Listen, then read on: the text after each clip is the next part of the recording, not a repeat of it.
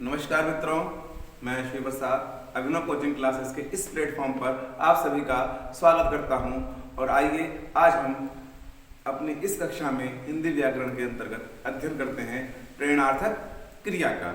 इससे पहले हमने संयुक्त क्रिया के भेदों के विषय में भली भांति अध्ययन कर लिया था और अध्ययन करने से पूर्व आपसे एक रिक्वेस्ट है कि आप कम से कम हमारे वीडियो को लाइक जरूर किया कीजिए। आइए तब अध्ययन करते हैं हम प्रेरणार्थक क्रिया का। जानते हैं प्रेरणार्थक क्रिया क्या है। प्रेरणार्थक क्रिया का सीधा सीधा तात्पर्य यह है कि प्रेरणा का अर्थ देने वाली क्रिया।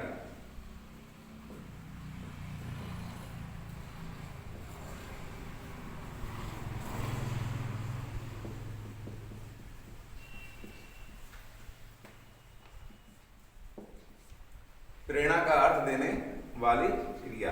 प्रेरणा का अर्थ देने का अर्थ तात्पर्य यह है कि किसी को किसी कार्य के लिए अंदर से प्रेरित करना।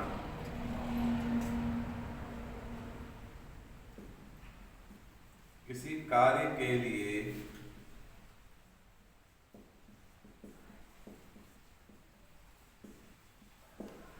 किसी को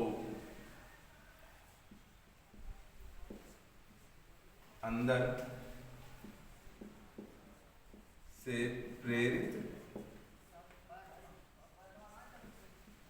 करना। स्पष्ट है? अंदर से प्रेरित करना।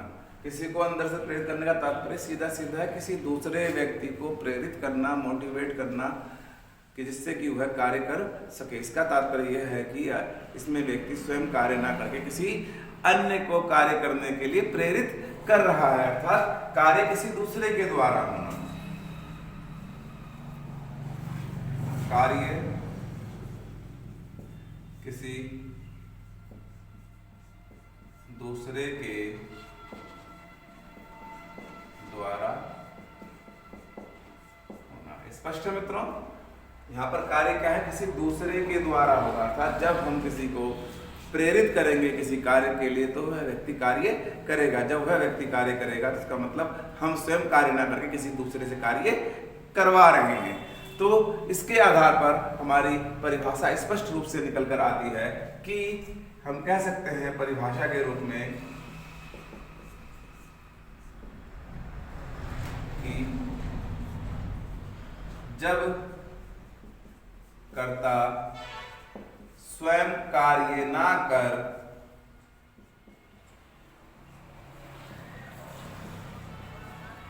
किसी दूसरे से कार्य करवाए, किसी दूसरे से कार्य करवाए। स्पष्ट है? अर्थात व्यक्ति स्वयं कार्य ना करके किसी अन्य व्यक्ति से कार्य करवाए तो वहां पर हमारी क्या होती है? प्रेरणार्थक क्रिया होती है। आइए उदाहरण देख लेते हैं। उदाहरण के रूप में हम कह सकते हैं कि जैसे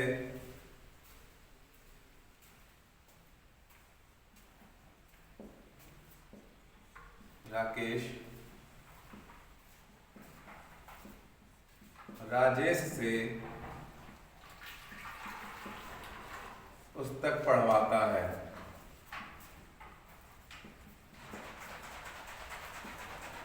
पुस्तक पढ़वाता है। राकेश राजेश से पुस्तक पढ़वाता है, अर्थात यहाँ पर राकेश स्वयं कार्य ना करके राजेश से क्या कर रहा है? पुस्तक पढ़वा रहा। अर्थात यहाँ पर राकेश के द्वारा स्वयं कार्य ना करके राजेश के द्वारा कार्य का होना पाया जा रहा है। अन्य उदाहरण देखते हैं। जैसे हम कह सकते हैं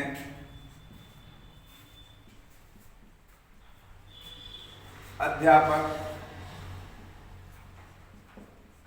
बच्चों से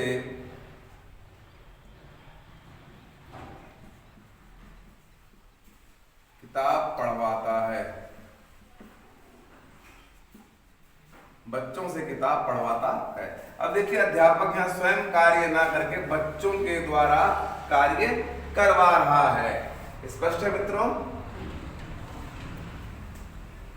तो यहां हम देखते हैं कि यहाँ पर कर्ता जो है स्वयं कार्य ना करके किसी अन्य के द्वारा कार्य करवा रहा है या किसी अन्य को कार्य करने के लिए प्रेरित कर रहा है, जिस कारण इस प्रकार की क्रिया को हम क्या कह सकते हैं, प्रेरणार्थक क्रिया कह सकते हैं। और यहाँ पर हमने देखा क्रिया के अंत में वाता शब्द आया है, अर्थात वाता वाती वाते शब्द जिस क्रिया के अंत में आएगा वह क्रिया हमारी सदैव क्या होगी, प्रेरणार्थक क्रिया होगी। और इस प्रकार की क्रिया हमारी क्या होगी, सदैव सकर्मक क्रिया होगी। तो यहाँ से हमारे दो तथ्य निकल कर आते हैं, उन दो तथ्यों को हम नोट कर लेते हैं कि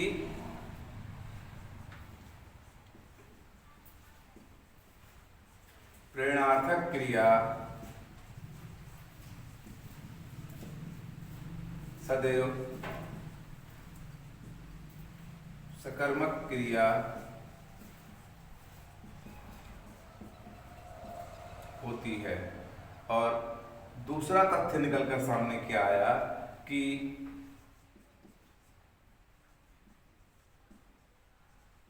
प्रेरणार्थक क्रिया के अंत में प्राय वाता वाते वाती शब्द आता है। स्पष्ट है मित्रों, ये क्या है, हमारी पहचान है प्रेरणार्थक क्रिया की, अर्थात जो भी हमारी प्रेरणार्थक क्रिया होगी उस क्रिया के अंत में वाता वाते और वाती शब्द प्राय आएगा। स्पष्ट है। चलिए, ये था हमारा प्रेरणार्थक क्रिया। आइए इसके आगे अध्ययन करते हैं हम क्रियार्थक संज्ञा का।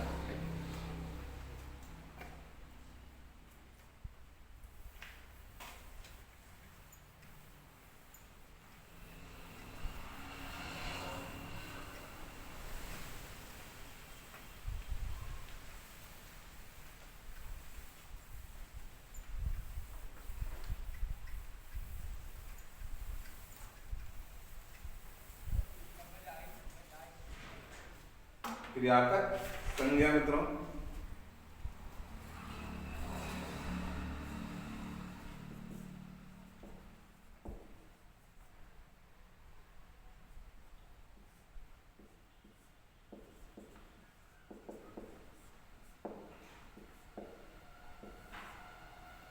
क्रियार्थक संज्ञा अर्थात जब कोई क्रिया संज्ञा की भांति व्यवहार करे या संज्ञा के स्थान पर आकर के संज्ञा के भांति कार्य करने लग जाए तो वह क्रिया हमारी मित्रों क्रियार्थक संज्ञा होती है। स्पष्ट है मित्रों। तो हम कह सकते हैं कि जब कोई क्रिया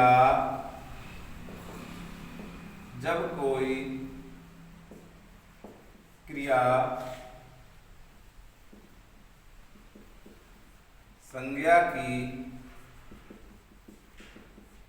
भांति व्यवहार करे तो वह क्रिया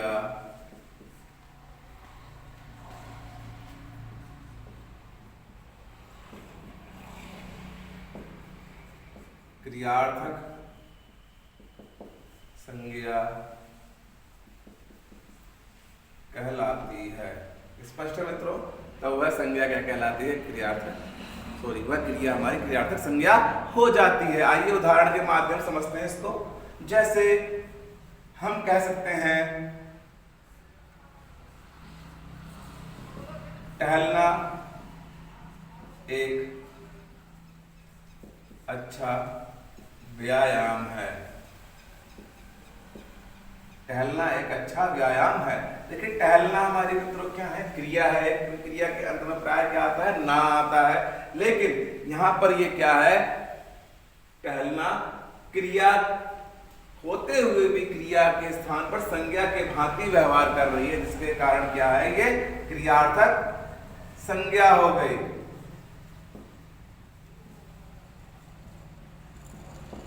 स्पष्ट है।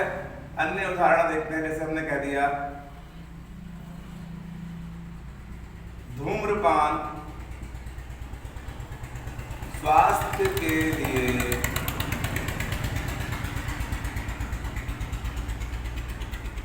हानिकारक है।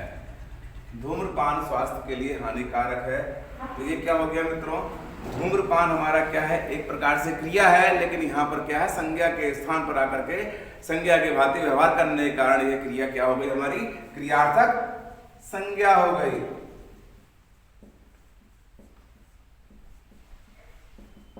क्रियार्थक संज्ञा हो गई मित्रों। आगे और उदाहरण देख लेते हैं। जैसे हमने कह दिया देश के लिए मरना कहीं अच्छा है। देश के लिए मरना कहीं अच्छा है। यहाँ पर मित्रों मरना क्रिया आ गई, लेकिन यहाँ पर जो मरना क्रिया है ये हमारी क्या है, संज्ञा के भांति व्यवहार कर रही है। इस कारण यहाँ पर ये क्या हो गई, हमारी क्रियार्थक संज्ञा हो गई।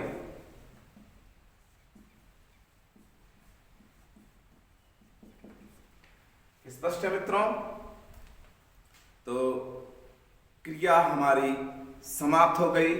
क्रिया में लगभग जो भी कुछ था उसका हम लोगों ने अध्ययन कर लिया। हमारा क्रिया अध्याय जो था चैप्टर, आज उसका अंत हो गया। और वीडियो को अंत तक देखने के लिए बहुत बहुत धन्यवाद। वीडियो आपको कैसी लगी कमेंट करके बताना बिल्कुल ना भूलिएगा। आज के लिए इतना ही मित्रों। जय हिंद, जय भारत।